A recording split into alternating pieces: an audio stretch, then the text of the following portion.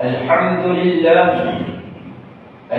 لله قائل: ولا تقف ما ليس لك به علم إن السمع والبصر والفؤاد كل أولئك كان عنه مسؤولا.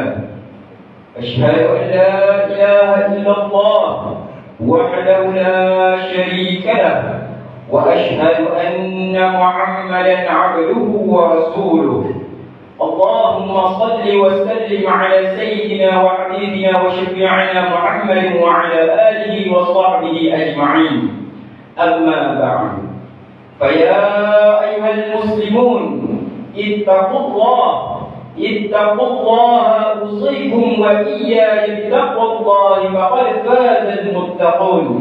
قال الله تعالى في القرآن العظيم: يا أيها الذين آمنوا اتقوا الله حق تقاته ولا تموتن إلا وأنتم مسلمون.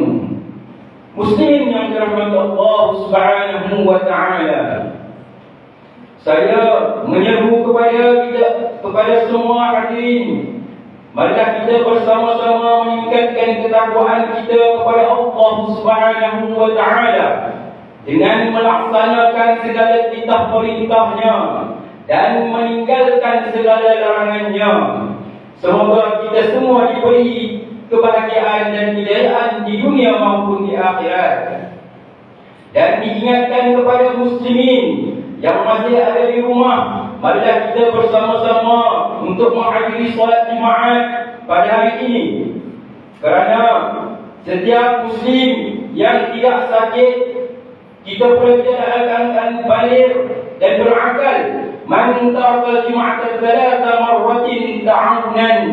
Siapa yang meninggalkan solat Jumaat 3 kali berturut-turut tanpa uzur syar'i kerana meremehkan perintah Allah Subhanahu wa Ta'ala, tab'allahu 'ala qalbi, Allah akan mengunci pintu hatinya, maka dia tidak lagi masuk ke dalam telinganya. Inilah yang azab yang di atas azab.